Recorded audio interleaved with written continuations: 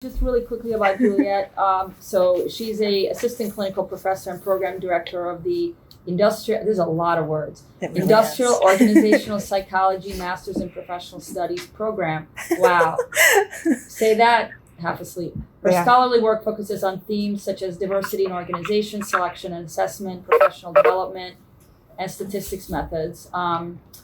In addition to working here in Maryland, she also consults on selection statistics, diversity, and research methods within researchers, consulting firms, and other organizations. And when I met her, I was like, meeting of the minds, like it was very cool. So with that, Juliet's going to present for a while, and then we'll have a Q&A and discussion to follow. And we will end on time, I promise, because we're committed to that. True, very true.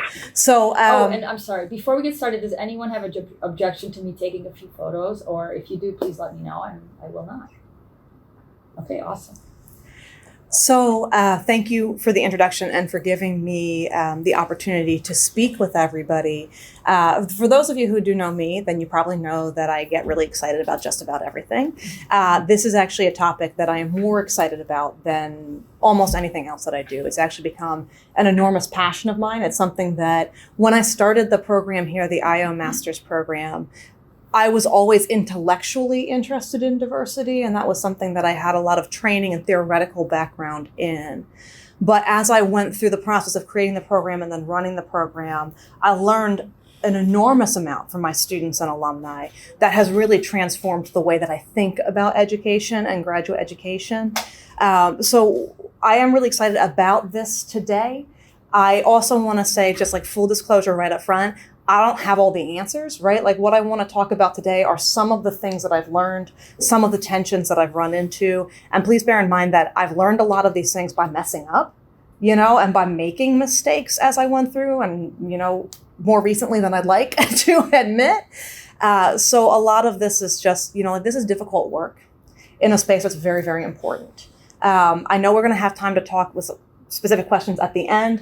I'm also happy to be interrupted at any point in time if there's something that you need to have clarified or I'm moving too fast and you want me to slow down. I have a tendency, Saudi knows very well, I have a tendency to kind of wander off over here and then I get off on this tangent over here and then I kind of forget what we're talking about at all and you're like, but that has nothing to do with what's on the slide. Good point. Good point. Thank you. I appreciate that. So what we're going to start is we're going to, does this actually, are you going to move? Oh no. There we go. All right. So what we're going to talk about is why I think we need to talk about diversity and inclusion in graduate education differently than how we typically talk about or how we frequently talk about it. I am not going to spend time trying to justify why diversity and inclusion are important. There have been decades of work on that. I think anybody that indulges a continued discussion on that, we need to shift our efforts away from establishing how important diversity and inclusion are to what do we do about it, because we know it's important. We're going to talk a little bit about some strategies, tactics, and lessons learned. I'm going to talk about specifically the IO MPS program that I have the pleasure of running, and some kind of situate us in this context. The word I'm looking for is specific program, and I'm going to talk a little bit about some specific areas like the importance of alignment, recruiting. We're going to talk briefly about selection, but not a lot about selection. We're going to move into establishing an inclusive learning environment, placing your students, and then thinking beyond your specific program. And so these are all kinds of buckets in which I've learned a lot and kind of tried to shift a lot. So first of all, I just want to start by laying a foundation that calls out the fact that when we think about graduate education, issues related to diversity and inclusion are systemic, they are structural, and they are actually grounded into the very fabric of how we typically think about graduate education. If you think, for example, about what we consider to be our traditional graduate students, we are typically thinking about people who came straight from undergraduate into their programs, either master's or PhD programs. For PhD programs, we're talking about people who are being funded with maybe $18,000 a year. So you are talking about people who are taking up to a decade off from their lives with deferred income in the hopes that that will pay off long term. Now, I just want to say directly that's very privileged. There are a lot of people who don't fall into that category that our current models of graduate education don't really explicitly acknowledge or explicitly make room for. Which is not to say that I think that people are doing this deliberately, right? This is just, these are the models. These are the models that we're currently operating within. One of the nice things about the work that we do is that as gatekeepers, as people who are program directors who get to work with graduate programs, we each actually individually have opportunities to help to shape the structure of graduate education and change the things that we see that need to be changed. And I think that's one of the most wonderful things about where we are and what we can do is that there are problems and we can take action. And that's not always something that you can have direct impact on, but I'm happy that we do. One of the things that I think about a lot is, you hear, of course, the term glass ceiling or similar terms, right? I tend to think about things instead as kind of a lifetime of doors. And somebody either opens those doors for you or not. They open from the inside, right? So every time you have a new piece of your life, you run up against a door, somebody can open that door for you or not. Those people may be your parents, they may be your educators, they may be your sports coaches, but there's somebody on the other side who opens that access and opens that opportunity for you. So I think about graduate education a lot like that. It's a series of different doors that we, again, as gatekeepers, have the opportunity to open and be intentional about how we're opening them and who we're opening them to. Now, there has been a great deal of really valuable work in this area. And a lot of it has been in the area of selection, right? We hear a lot about holistic admissions and making sure that we're not considering things like the GRE to the exclusion of other criteria, and making sure that we're getting like the whole person. And I do not want to put that work down because that is very meaningful work and it has an enormous impact on this door opening process and on giving people access. I also believe very strongly that we need to think well beyond the selection system, way beyond the selection system. Because when we think about the process of selection, it's actually a small component of what we do in our graduate programs, a very meaningful component, a very important component. But in terms of time and sometimes in terms of energy, it's not going to be as much as what happens after you bring people into the program. So one of the things that I wanted to highlight quickly is some of the challenges that happen when we only focus on the selection of graduate students, which is, first of all, when we only think about holistic admissions, our admission systems, our selection systems are only going to be as rich and yield as rich classes as is in our applicant pool. If our applicant pool is homogeneous, no matter how strong our selection system is, no matter how well developed it is, no matter how holistic it is, we will have a homogeneous program, right? So there is a component to this where we really do need to think a lot about what I'm going to kind of vaguely call recruiting, but it goes beyond, traditional recruiting activities. Another challenge with selection, and Anna gave us a really, for the holistic working group, the inclusive working group, gave us a really beautiful article recently on what can happen when you recruit for and select for diverse students, but then do not have the support systems in place and the learning environment in place to truly give a strong and positive environment for these students. So what happens is sometimes you'll see a great selection system and then our graduate students fall off a cliff, right? Like they disappear, we lose them, we're not supporting them in ways that can really help them thrive and enter these fields. So to that end, I wanted to talk a little bit about our program, the IO MPS. We've only been around for about 4 years. I created it starting in 2015. Our first class came in 2016. Our applications continue to climb. We get more and more applications each year. And in our field, I'm sorry, go ahead. Right, what do the letters stand for? Oh yeah, I know, right? Like I just keep abbreviating it because it's really, it's tiring, Industrial Organizational Psychology, and the MPS is our professional master's degree, so Master's of Professional Studies. And one of the reasons why we chose to create a Master's of Professional Studies rather than a Master's of Science or a Master's of Art is actually tied to some of our goals around diversity and inclusion. Your Master's of Professional Studies programs do not require that you have a background in the field that you are entering. So we were able to be open to people who have degrees that are not psychology degrees, which is part of an intellectual diversity that is very, very important for the field of IO psychology, is being open to people who are coming from paths that are not the psychology straight to graduate school, but maybe econ, worked for 5 years, now has found IO psychology and wants to come back. So part of using this particular format and having a professional studies program is with the goal to invite more diversity into the profession of IO psychology. Just to add to that, just very quickly, is nationally there are a lot of programs that are doing the same. Like, they're calling it bridge programs, they're calling it master's to PhD, but they're doing exactly this, is like providing the master's as a point of access for students from diverse backgrounds to actually then eventually have the tools and skills to enter a PhD program. Right. And so for some, and for some of our students that do go on to PhD programs, and some go into practice, right? And this is kind of like, this goes to that, when I think about like the gatekeeping role, right? Like when we are in graduate education, we are actually gatekeepers to professional practice in one way or another. And that's an incredibly powerful and impactful role. So we have, our applications continue to climb. Our field is not seeing that across the board. A lot of master's programs are struggling to continue to attract applicants. We continue to have more. We have just over a 20% acceptance rate, so it's a highly competitive program. We have up to 30 students per cohort. We start out with one cohort. We were asked for a long time to expand to 2 cohorts. By for a long time, I mean for several years. The OES was like, expand. I was like, calm down. I appreciate your enthusiasm. I agree with you. And before we expand, I want to make sure that 1, our applicant pool is deep enough, and 2, that we are placing our students well enough, because I'm not about to just be conferring people degrees to confer people degrees if it doesn't come with a value add. So we waited to make sure that our pool was consistent and deep, and that we were placing our students before we decided to expand to 2 cohorts. We are number 1 in the region in all master's programs, not professional studies programs.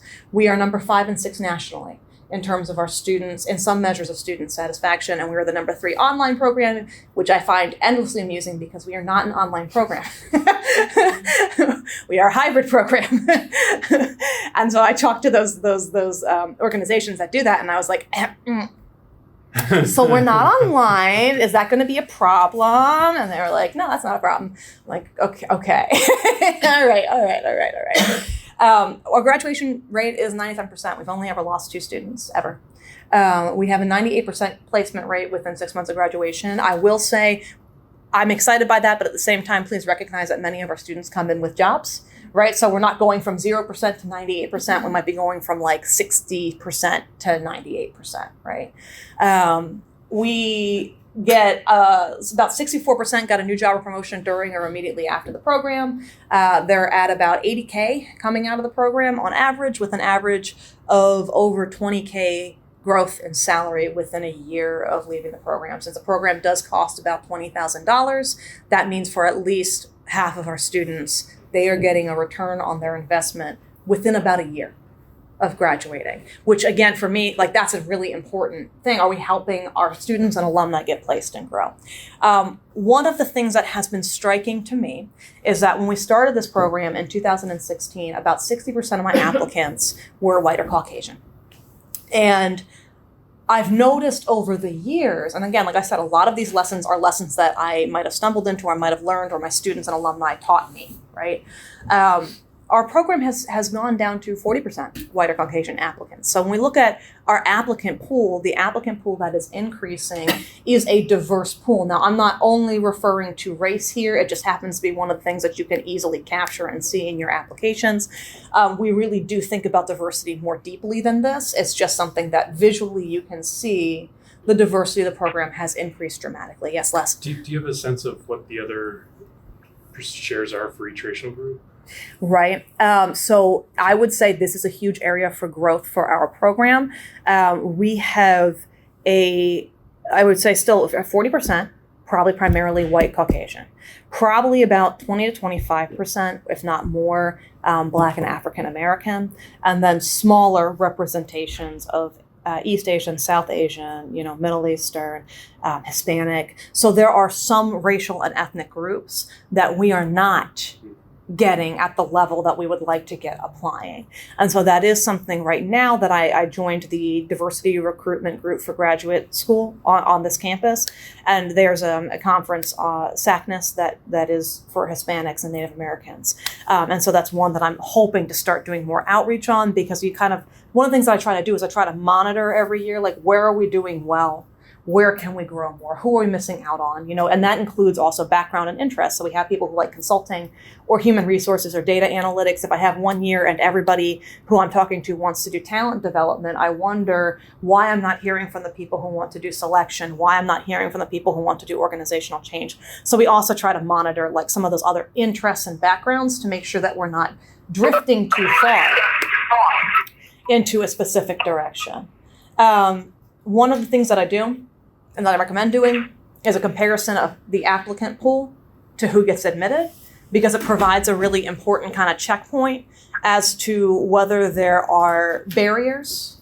And the barriers might not even exist in how you're selecting people, but it could be their ability to prepare for your application process, the information that they have had, and how, or there might be some gaps and where you might be able to help fill them from your role. And so I do run these statistics, and our graduate students admitted do reflect our applicant pool. And the ones that we can easily compare on are age, race, gender. So we have that information. I compare that information, and we have that. Yes? For international students, are they counted? I love it. So this is a fascinating new area for us. In our MPS programs, our MPS program is a term-based program. So we're not on the semester system, we're on the term system. And until this year, we have not been allowed to admit international students. So this is actually the first year. And so I admitted one for this fall, and she was ultimately not able to come. Part of the challenge is from our university perspective. The term system is not a default. So the ISS, there are 3 S's, has to do all of their work for their international term students by hand, and it's a much more arduous process. So for us as a program, as we move to admit international students, we are going to be doing it gradually with like 1 or 2 students our first year, so that we can make sure, again, that we have the resources to support these students, that we understand, because it's a new world, right? Thinking about like, how do you handle, they can't work off campus until the very last term. There are rules for FaceTime that are different from domestic students. And so there are things that we are trying to think through, again, responsibly, because for our program, diversity and inclusion is a core value. And so the question is also like, how do we make sure that we're incorporating a group of people who are international while making sure that they have a really strong support structure once they get here, and we're not just dropping them, and we're not missing people and falling through the cracks, because that's a major concern of mine. Does that kind of answer your question? And also a bunch of questions that you didn't care about? That's what I do. All right. So you said that you compare the applicant pool with the admitted pool, but you also do that with the enrolled, the actual students that come in? Yep. Okay, and it still matches? It's very interesting. And so this comes to the shaping of, when you think about choices, there are a number of students who enter my program who may not have applied to other programs, may not have been interested in other programs, or may not have gotten into other programs. And that's because we do our selection very, very differently. We look for elite in a different way. And so you actually do see, I would say, the students, I get turned down by more white students, white males in particular, than any other group. And my belief, and from what I've gathered, is because they have more options. And so there is a different level of choice that they are able to exercise. And that's something that I am not fully sure of how to deal with, and to do kind of more research on and to understand more fully. So it ends up that, no, it's not fully representative, but also you can tell that the messaging of our program resonates with some people more than with others. Does that help? It is. That's like. I mean, we definitely don't have that problem in aerospace engineering. Oh, I was gonna say. Well, we are psychology, right? Like you're in area psychology, and yes, it is psychology in organizations and psychology with businesses, but it's still psychology, which tends to be something that predominantly attracts women, although not fully. All right. I have a question. Yeah. Can you touch on your selection process? Like, is there an admissions committee or is it like specific faculty? Like, how does that work? Hi. Just so So nice to meet you. I will talk about that a little bit. So we're going to do recruitment, then we'll talk about selection, and then we'll talk about some of the other stuff. But I will talk a lot about it. I obsessed over my selection system. Everybody who's been through it knows it. It's grueling for everybody involved.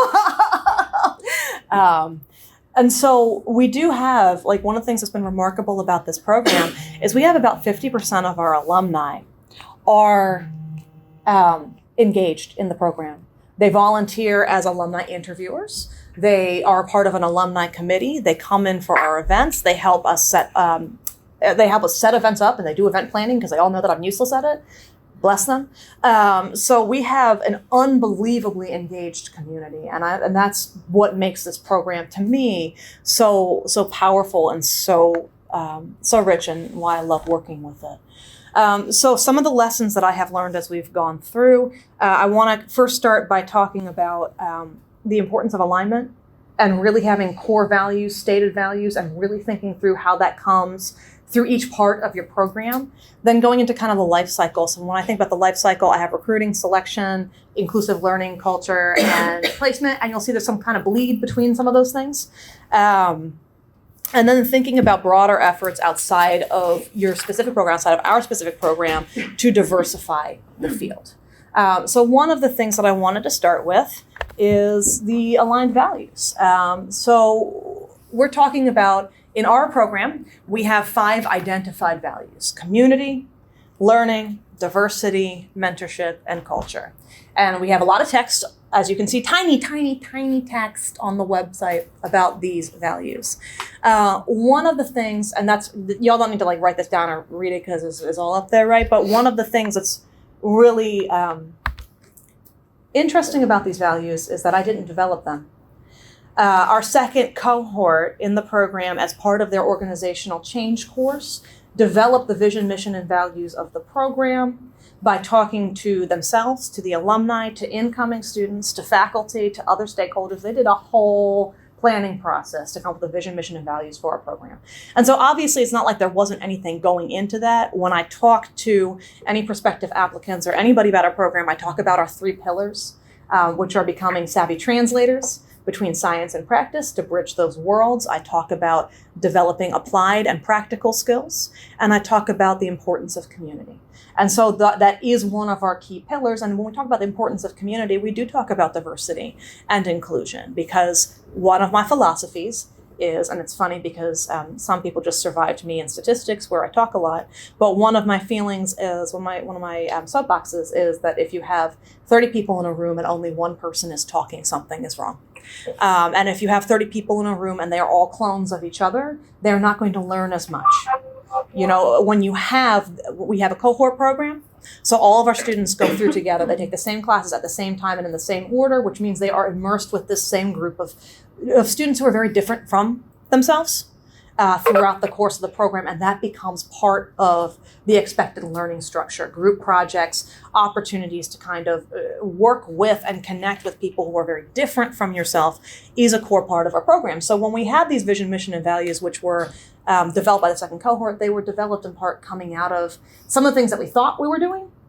And then we learned more about how they kind of came through and were enacted and were felt through the lens of our students. We have an advisory board. The advisory board is 4 people who are both gender and racially diverse and who work in different industries and do different things. So we chose our advisory board for the program to be very diverse, to provide points of contact for students who are interested in different things, and to let our students see that, yes, there's a place for you in IO psychology, which is a very important statement that we wanted to embed even within the advisory board. We practice an open community. I have a newsletter that goes out about weekly, but it's not just to people in our program, not just to alumni, but to other IO psychologists with whom we have connected across the nation. And part of that reason is, and we'll get to this as we talk about moving outside of your program, when you have a field, my field is very homogenous. My field is very privileged. My field is full of white people. Part of that is because IO psychology is not very well branded, and is primarily taught at universities that have mostly people of privilege in them. So we have a pathway problem in terms of just awareness of the field.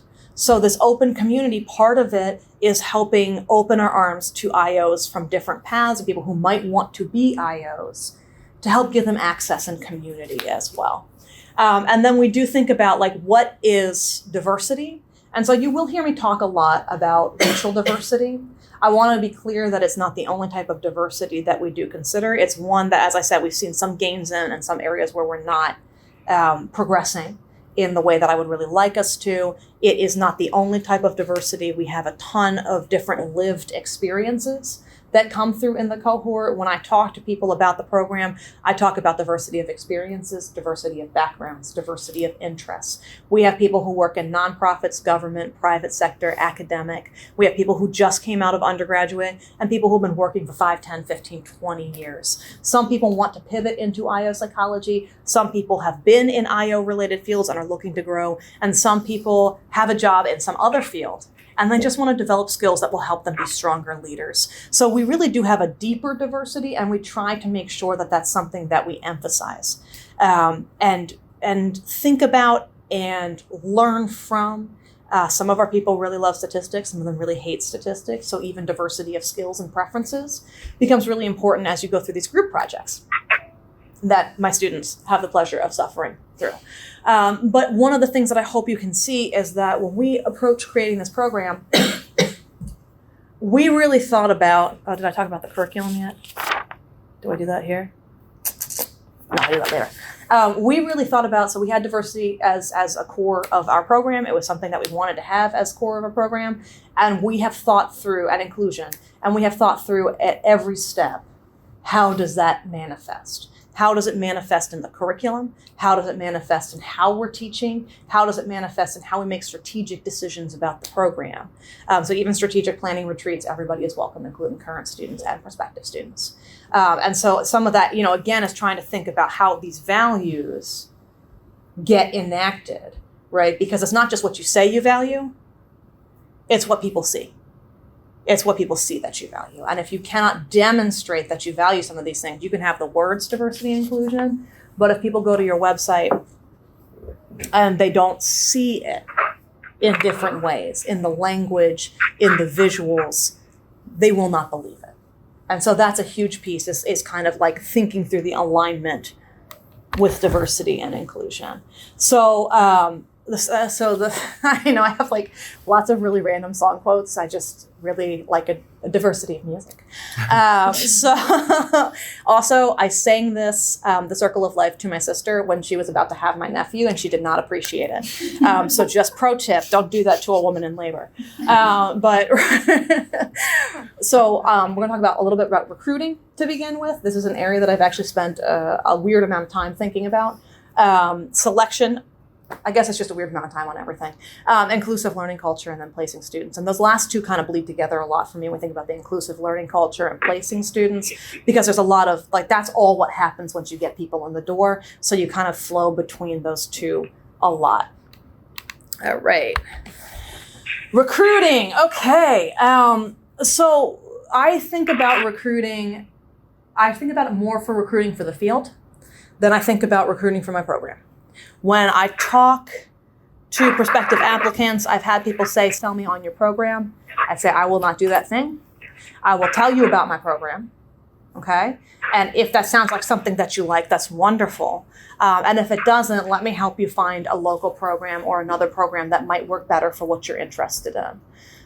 So I think about both short and long-term recruiting efforts. I think about active and passive. I will admit I have a fabulous student or two in the room who are helping me think more strategically and proactively about my recruiting plan. Much of my recruiting has been reactive and in response to things that I've seen, rather than proactive. When I actually came into this role, I was advised by another program director not to spend money on recruiting, because the only thing that student prospective applicants really paid attention to was the website.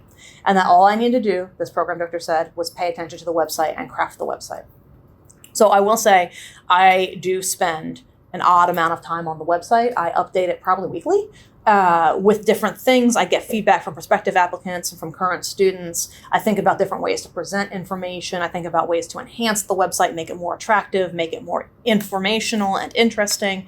It is a large part of what I do for recruiting. I also started to notice, so University of Maryland, even here, IO psychology is not typically part of introduction to psychology classes. So I noticed the diversity of people entering IO psychology tended to be low. So one of the things that I was curious about was, okay, can we see that in our undergraduate courses here? So I started going to Psych 100, 200, and 300, which are the introductory psychology sequence. And I just kind of wanted to peep the diversity in the room and see if there was a point, like, is it that nobody comes in, nobody takes any of these classes, or are we losing them at a certain place? And the visual diversity in the room drops off after 100. So I've done a number of pathway lectures in 100, 200, and 300 here. I do them usually every semester. I am thinking about ways to scale that because it's very difficult to continue to do that as one person, even though I have tremendous support from my students. I will also say I always invite my students and alumni to do these with me. I am very well aware that one of the things that I want to do is increase diversity in IO psychology, and I am a person who is both white and of privilege. And when you look, and I dress like the 1950s. So when you are in front of a classroom and you're trying to convince people that they have a home in this field, and you know you don't look like them, and you don't act like them, then for me, I always want to make sure that I bring somebody with me who represents a different part of IO, who shows people, and maybe even talks about it. I had a Latina student at one point in time come into one of these classes, and she said, one of the reasons why I wanted to do this is because there aren't enough people like me in this field. And that can be a very powerful message that can really resonate with undergraduate students, but it is also a lot of work. So I'm trying to think about ways to maybe create lectures that can be shown in the classes rather than having to have personal attendance each time, and ways to kind of scale that component of recruiting. I've also started to do lectures at historically Black colleges and universities and Hispanic serving institutions, and coordinating those lectures with other people in other universities. One of the things that I noticed when looking at the applications and the people who were applying for our program is that I had students from HBCUs who were putting together applications that kind of missed the mark. And it occurred to me that they probably did not have the type of advising that they would need to help them put together an application that would be competitive for a program like ours and a program in IO psychology. So I started not only reaching out to students who applied from HBCUs and HSIs who did not get admitted to see if they want to talk and help them shape up their application, but I also started doing outreach at some of these schools to the fullest extent possible to try to provide more content early on, to get out there early on. I do my best to have partnerships both on and off campus. So I work with, for example, there's a group called the Black IOs in the DMV. We are closely partnered with them. I have faculty that I talk to regularly about the nation. I just kind of talk about the program all the time. And then I find that if you're really, really excited and you talk about your program all the time and you're kind of visibly obsessed, that people are like, okay, that sounds like a good program. And they tell their students about it. So I have a lot of students that come to me because I talked to somebody and I was, really excited, and they were like, you should go there. That person is extremely excited. I've talked to the athletics department here on campus. One of the things that I'm hoping to do is get in front of them and share with them some of the information on master's programs and PhD programs here. As it turns out, they can fund, especially on the football team, up to a year of graduate study for some of their players. And that's something I didn't know until somebody happened to reach out. Now we're trying to build that kind of partnership so that they have the information that they need. And then again, I have a lot of media. I have a website, I have an Instagram, I have a YouTube channel, which is all about IO psychology and how to apply to graduate school in IO psychology and trying to make it accessible. And I do have a lot of people, primarily students of color or potential students of color, who contact me off of the YouTube, find me there, and are like, hey, can you advise me? Can you help me? And so that's become a way to recruit for IO as well. Yeah. Just quick, I'm curious, do you ever look at the analytics of those social media channels to see what the diversity is of your audience? I should. I'm just I don't.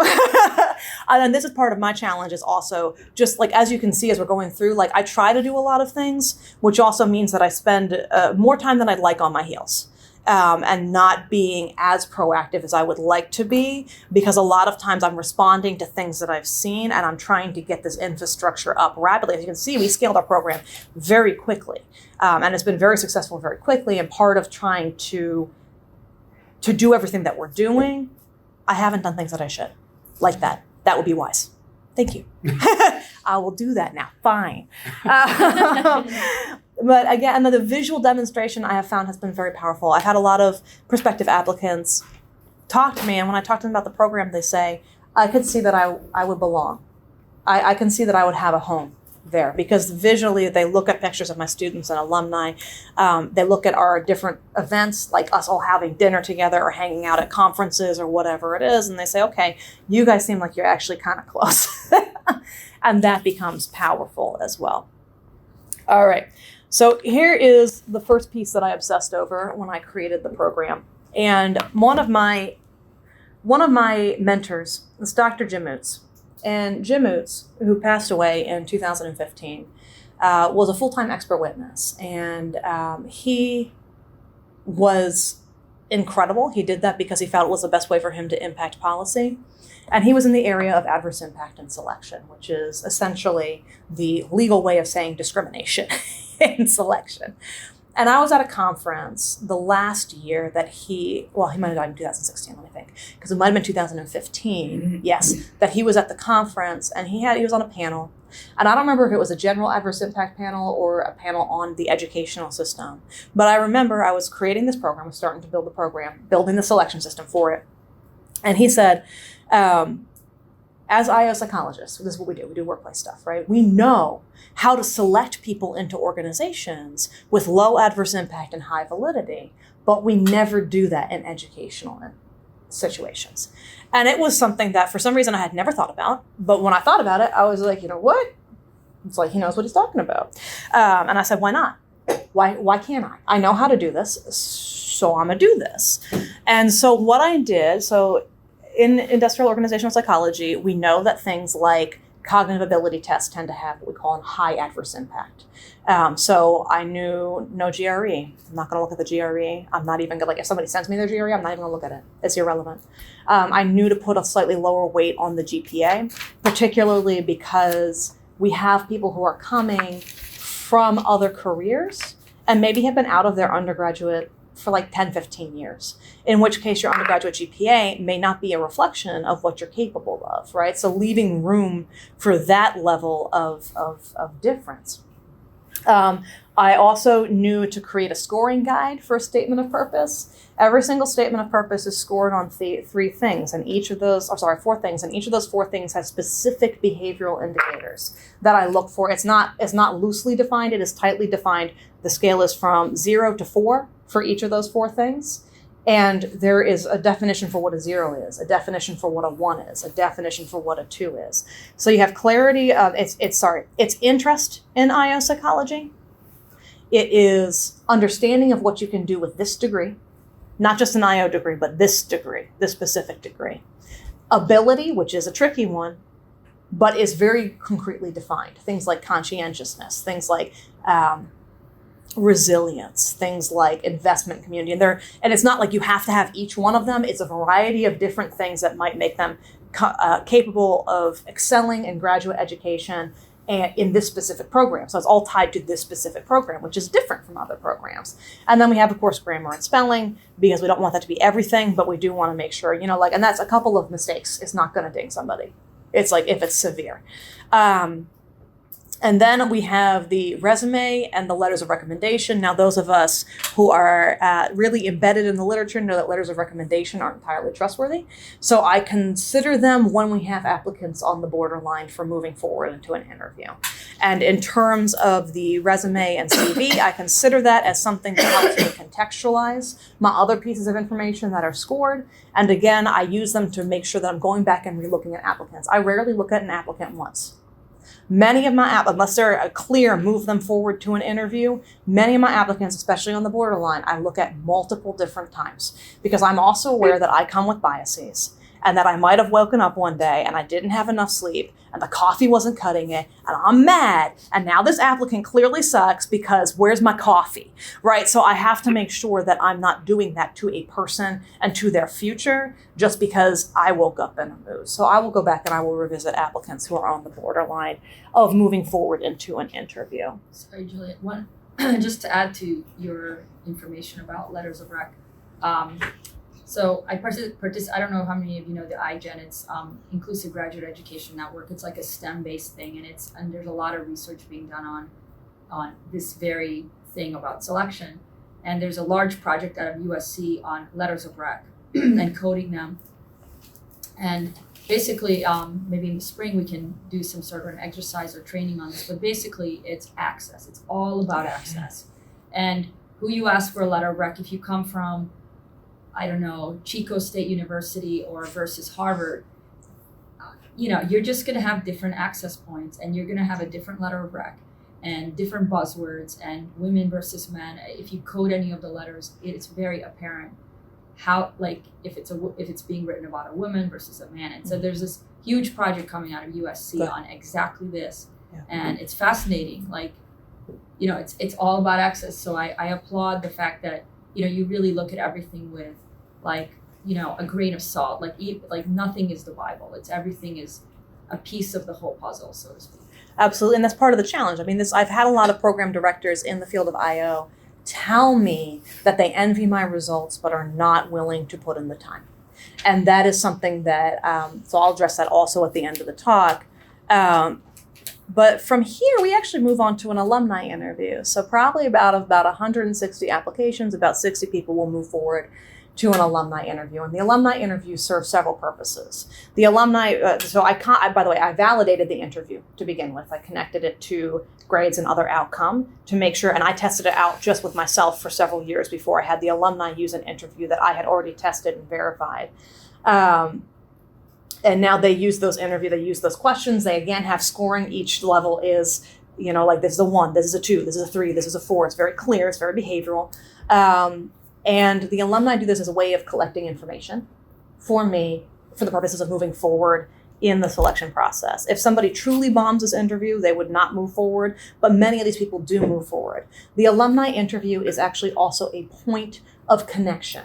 The alumnus who interviews each incoming student, I expect, and they know this, to be the first point of contact for those students when they enter the program. It is a built-in mentoring program, in addition to being part of the interview process, to make sure that each incoming student already had contact with somebody who went through the program and who they can ask certain questions to.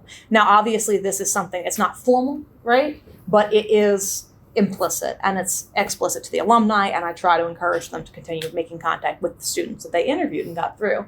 At this point in time, my interviews used to be one-on-one interviews. With 2 cohorts, this is getting challenging. I'm actually in the process of designing a group interview for all incoming students, where I'm actually going to look, and since our program is so group-oriented, I'm going to look for ways to test some of those collaborative skills in a group interview environment to decide who's able to move forward into the program.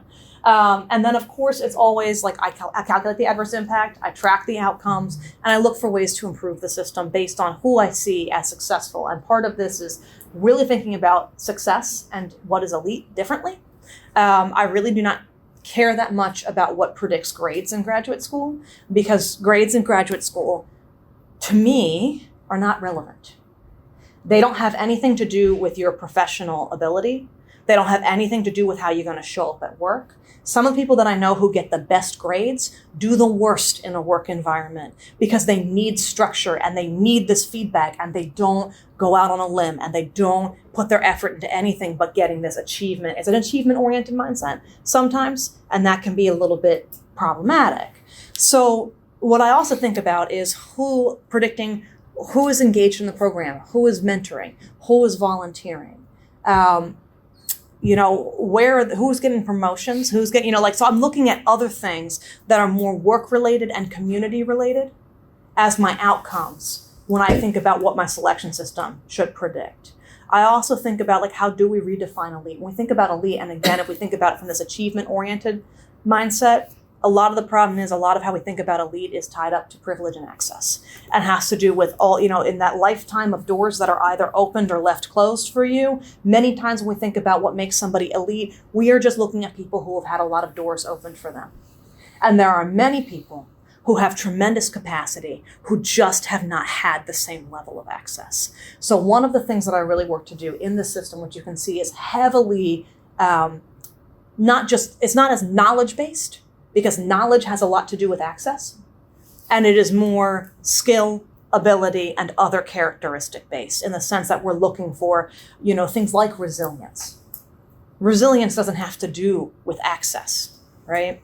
And so things like that help us get to a different sense of elite. And that's the feedback that I also get from my faculty. They say, you find the gems. And so that's what we really want to do. We want to find the people, because it's a training program.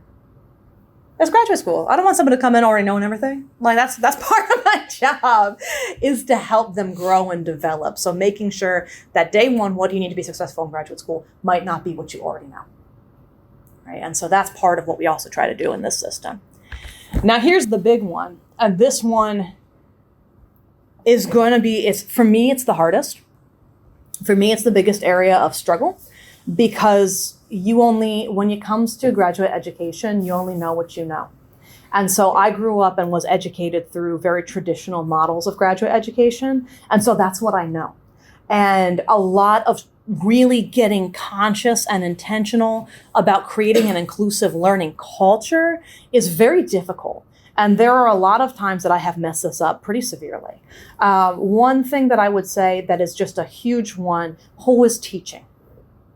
I'm very well aware, and I've been thinking about it, and I've been like, my students come in their first term, my very diverse students, to 2 white professors who were educated through the same institution.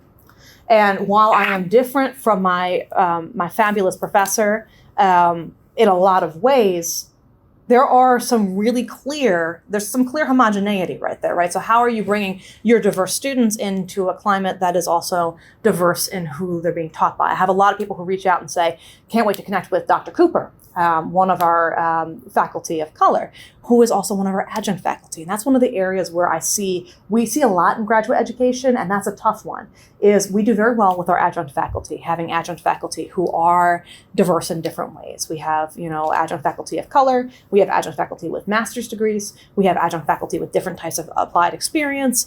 Getting full-time faculty who have the same level of diversity is much more difficult, right? But then you also look at the structure of the program, and what that communicates when your professors of color are adjuncts is also concerning. Even if that's where we are and that's where the field is, it's a problem. And so that's something that I think about a lot, is who is teaching, who am I getting in front of my students, who are they learning from? I have had one of my professors got negative reviews. One of my professors of color gets negative reviews from white students. And when I actually talk to my students, it's very clear that there is a racial divide in reactions to my professor. And so there are different, perhaps, cultures of teaching and cultures of learning that you're going to start to hit in the classroom when you really start to create these climates. And there aren't very easy answers to these things. And so it's kind of like you kind of have to process through it. Thinking about advising and mentoring students, I engage my adjuncts and I engage my alumni, and I ask my students for preferences. I always try to give my students their first preference in a mentor, whoever that is, and however they chose that person, because it's the advisee and the mentee that matters. And then the rest of us mentors can figure ourselves out. And curriculum development, when we were developing courses for the program, we deliberately chose not to have a course on diversity and inclusion. And the reason why we deliberately chose not to have a course on diversity and inclusion is because I firmly believe that it is problematic when organizations put diversity and inclusion in a box and address it only in that box and never in any other component, as though it only exists over here. So our goal with the curriculum and with the courses is to embed diversity and inclusion in every single course. Now, as we've expanded, we have 2 cohorts and I'm no longer teaching half the classes. What that also means is I need to work more closely with my faculty to make sure that our courses are aligned across the curriculum and that each course addresses diversity and inclusion in a substantive way. So that's one of the things that we're doing right now as we go through and update our curricula. Again, with the values, we can move past that. One of the huge things is moving past rewarding achievement to rewarding learning. This is very, very difficult because most students have been brought up in an educational system that rewards achievement. So it is a rewiring process. There is typically a lot of anxiety around it because you have to teach your students that it's okay to fail here. And that is a tremendously scary lesson, but it's also one that, again, when you're bringing in people that you say, I want capacity, I don't want prior knowledge, I don't want you to be an expert. That's my job to help you become that person. You have to move toward a much more really reinforcing the willingness to learn through mistakes and things not working out as they should. And this is something that, or as you want them to. And that I also find can help in terms of some of the dynamics, because you also get a little bit braver in terms of how you connect with people, which also means that you're going to make mistakes in terms of how people are connecting, which also means that those are opportunities for learning too. So that all becomes part of a culture for leaving room for people to be authentic and to be themselves and to try to become better every single day. Challenge your students. I torment mine. They go through about 3 years of statistics in 12 weeks. I firmly know that they can do it. They don't always agree with me, and then they do it and do it magnificently. But a lot of this is also really, truly challenging. You know, like all of these things that you think are just parts of education are also parts of inclusive education. You know, it's just you're being really intentional about it and also thoughtful about things. I don't tell my students that they're doing 3 years in 12 weeks. Why don't I tell my students that until the very end? I got tired of my voice too, don't worry. That's why I was like, ask a question, I'm sick of myself. Yeah. You don't want to put pressure on them. Right.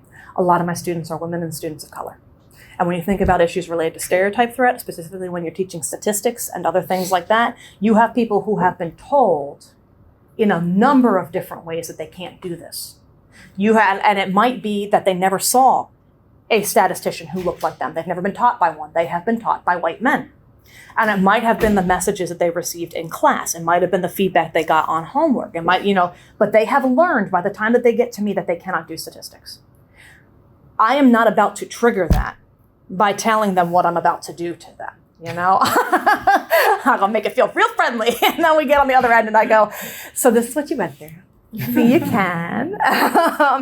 But that's part of it. Be very sensitive to the fact that you understand, to the extent that you can, who's coming in and how you're helping them.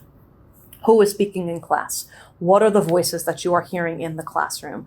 Are they only voices that represent one group that you have in there? If they are, what are you doing about that? How are you managing? And this is very difficult. It's very difficult, and I don't do this well. I'll be honest with you, don't do it well. I struggle with it. I want to be very responsive to all of my students, and in the process of being responsive to individual students, I'm not always doing a good job monitoring the classroom dynamic, and that is a very challenging piece that needs to be considered. Getting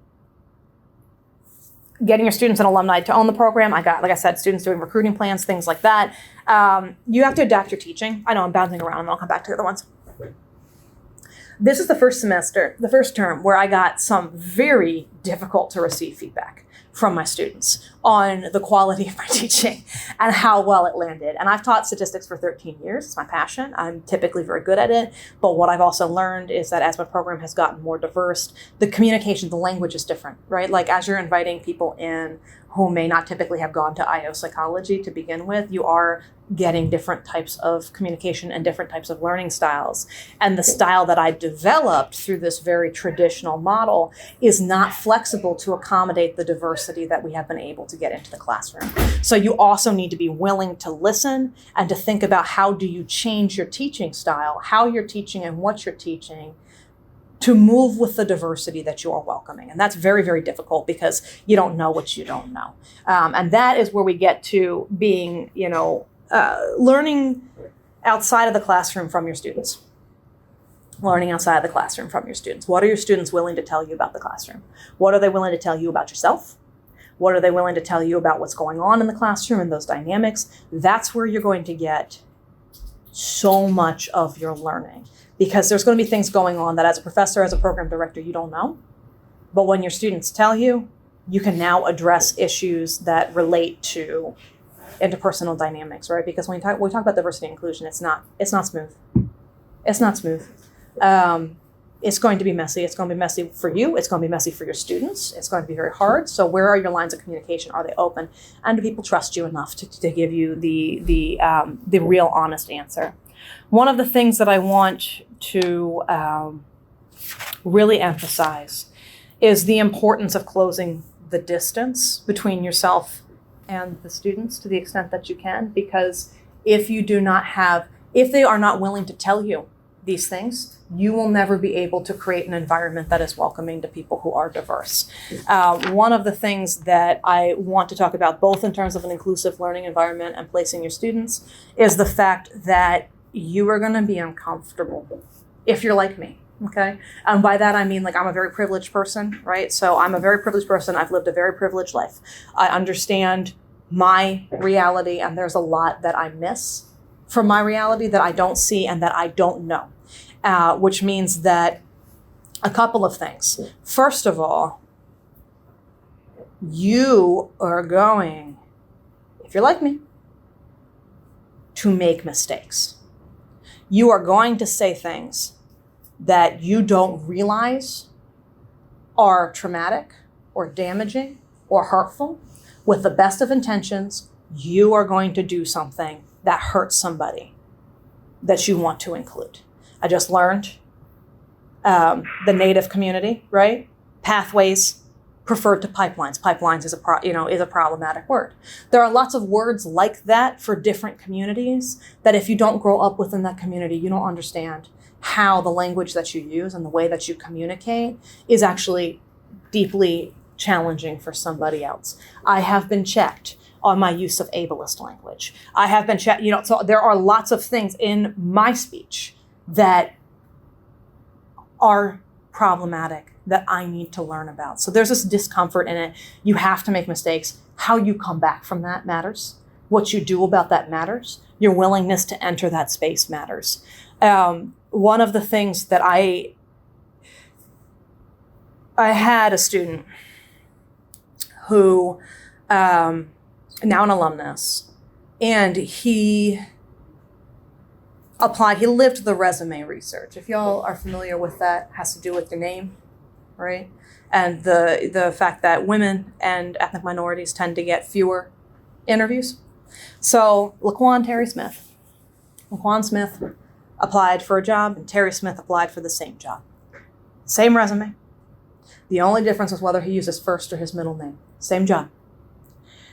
Laquan Smith got an email back saying that they had moved on with a more qualified candidate. Terry Smith got an email back asking for an interview.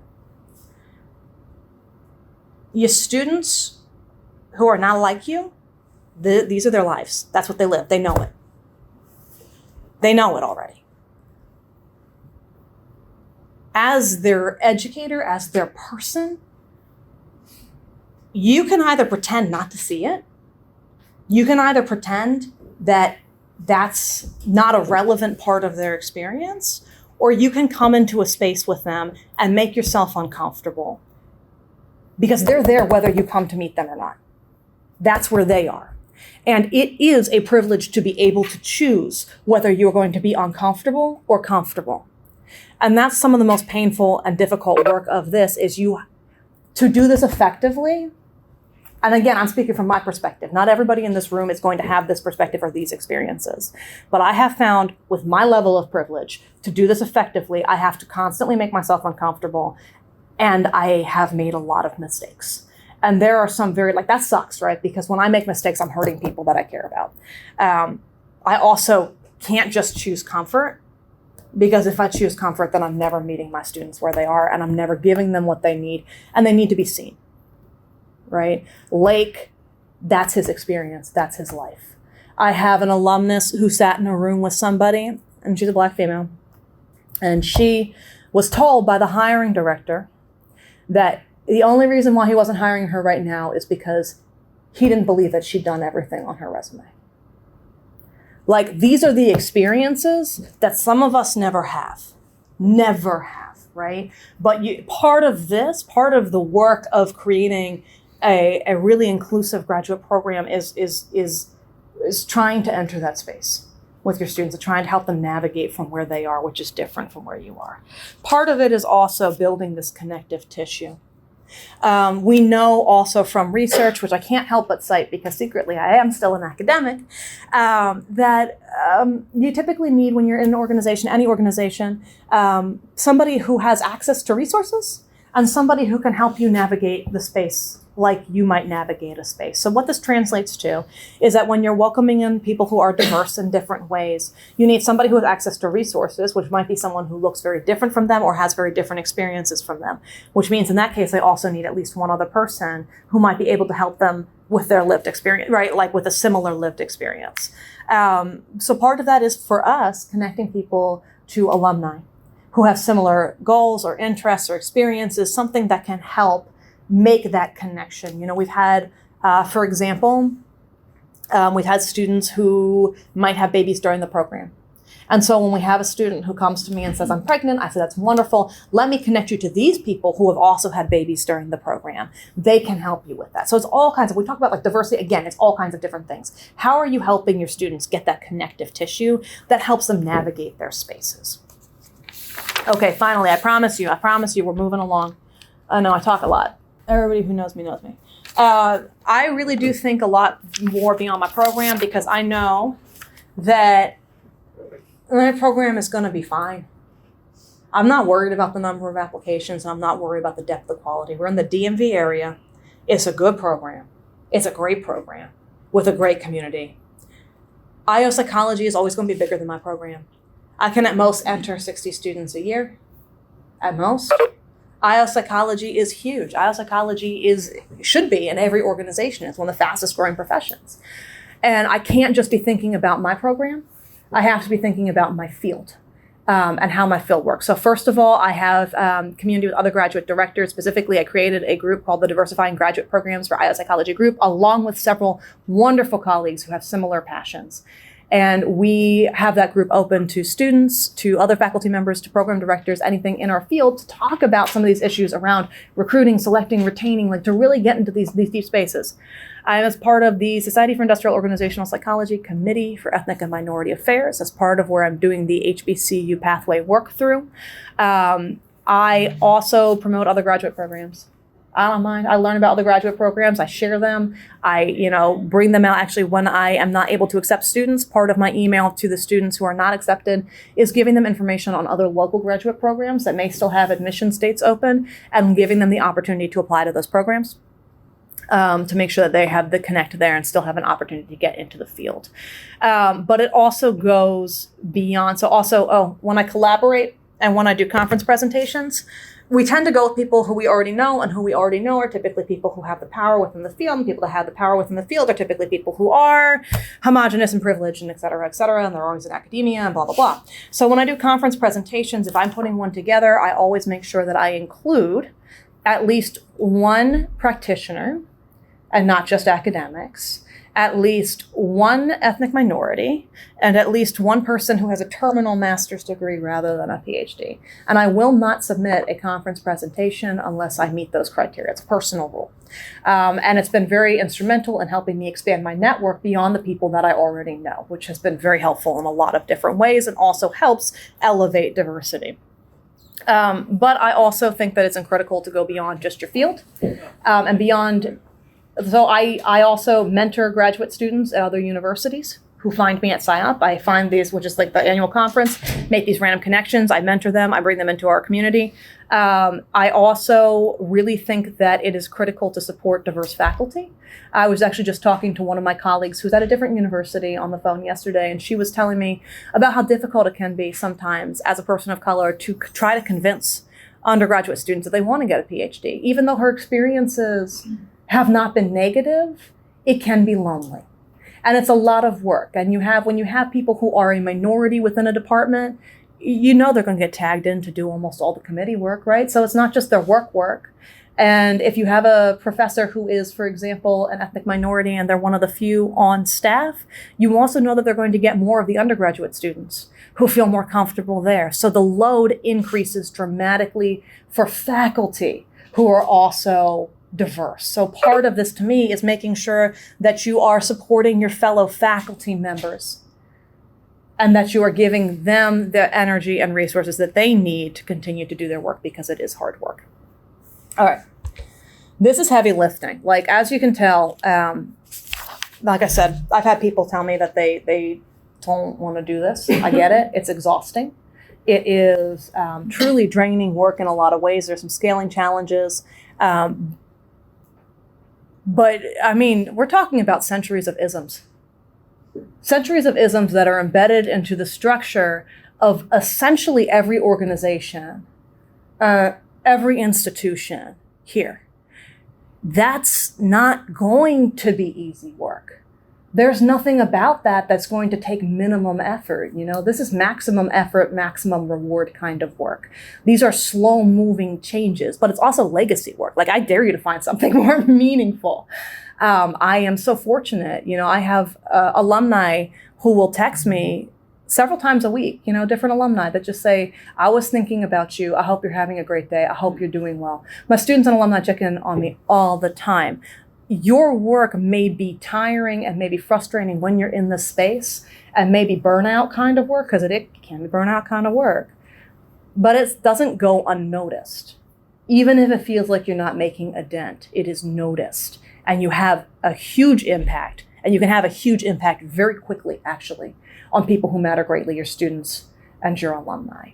So even though this work is exhausting and is frustrating and is burnout work, I also do find it to be the most meaningful work that you can do. It's legacy work.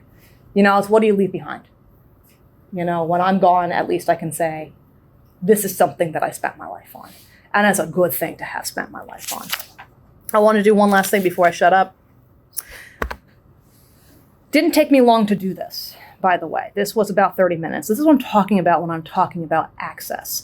This is a non-inclusive, non-comprehensive list of a bunch of people that I could think of off the top of my head who have opened a door for me, who have given me advice, who have mentored me, and who have helped me in my professional career.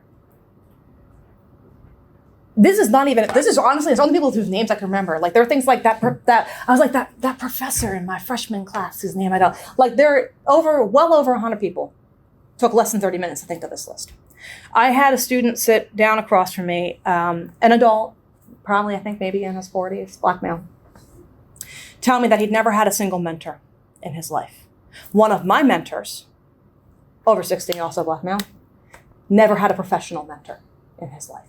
When we think about the power of what we can do as mentors, as advisors, as people who have access and can give resources and can give support, and the people who get it and the people who don't get it.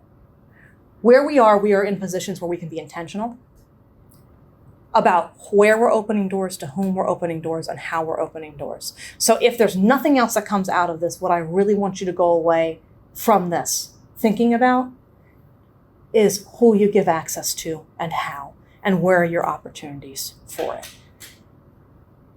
That's tremendous power, and you can make a huge influence, have a huge influence on people just by being willing to give them your time, your expertise, your ear, whatever it is. So we can do questions. That's me. That's the program. I am happy to talk to anybody at any point in time. As you can tell from the last hour and 15 minutes, I love to talk. So I really am here for any questions. I will talk about anything. I am good talking about the stuff that's kind of hard to talk about, as well as the stuff that's easier to talk about. So we do have a little bit of time left. Questions? Yay. I wanted to ask a little bit more about your alumni engagement. So it sounds like when you started the program, did you instill this alumni mentorship kind of precedent when you first started the program? Like how were you able to engage your alumni from the get-go? Because I feel like that's where we struggle sometimes, even at a university standpoint, with tracking our alumni or like keeping communication or just engaging them. And so I just wanted to hear a little bit more about how you were able to cultivate that. Well, so at first I would say it was easy because I only had 26, and that was like the first year I had 26 alumni. I emailed them at least twice a year, each one individually. I checked in with them individually. From the beginning, everybody knew that I'm obsessed with community, and obsessed with my students and obsessed with my alumni. So everybody knew like I would pour myself out for them. And I think naturally, I had a lot of people who wanted to give back. The alumni committee was self-organizing. My first graduating cohort, a number of them said, yo, let's do this alumni committee thing. And like, let's figure out a way to stay in touch. So it's in its second year now, totally self-organizing. They just ask for access. Part of it is making sure that, I stay available to my alumni. So I actually counted this because I was like, I'm so tired. Why am I so tired? And I started tracking my communications. And over the course of a year, I exchange over email, text, because everybody has my cell phone number. Phone calls and meetings, over 3,000 interactions with students, over 1,000 interactions with prospective students, and over 1,000 interactions with alumni. And so a lot of it is that personal, which averages, by the way, out to over 20 interactions a day. Just communicating with this group in my community, these groups in my community. And so I think a lot of it is really the personal touch.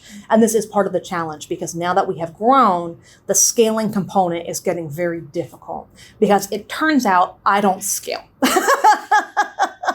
And so that's part of what we're trying to figure out right now. So now the alumni have actually started coming up with different ways. So we have students who are thinking about community connections for students.